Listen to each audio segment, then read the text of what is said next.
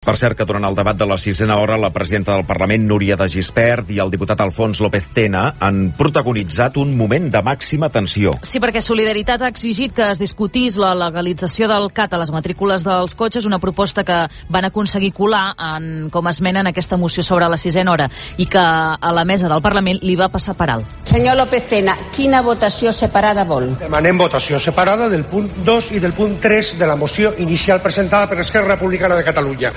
O això és una república bananera en la qual vostè aplica les regles com... Senyor diputat, l'hauré de cridar a l'ordre, cosa que no es fa des de fa molt temps en aquest Parlament. Tingui respecte al Parlament de Catalunya i a aquesta mesa i a tots els diputats. Vist l'error, de Gispert ha decidit excloure la votació del CAT de l'ordre del dia. Quin numeret, també. Déu-n'hi-do. Déu-n'hi-do. Bé, jo també, López Tena ja no és el primer que protagonitza, ja en té uns quants, Ja. Amb els números aquests i el CAT... Va fent currículum en aquest sentit. El CAT i la 6ª hora també és evident que està... Sí, però el tema d'aquest del CAT també l'hauríem de... Des d'aquests temes també que sembla... Que sembla què? Què passa amb això del CAT? A veure.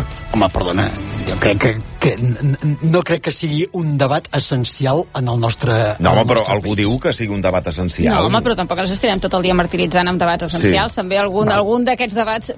Jo el que no estic d'acord és en plantejar-lo des del punt de vista de l'enganxeta. Jo crec que això, escolta'm, s'ha d'arreglar de debò. Efectivament, això s'havia d'haver proposat una modificació de la normativa estatal i permetre, com passa a Itàlia, que juntament amb la identificació de l'Estat pugui haver-hi... A Itàlia estan identificades les províncies, en aquí es podien identificar perfectament les comunitats autònomes. Apagat del tot l'incendi que aquesta setmana...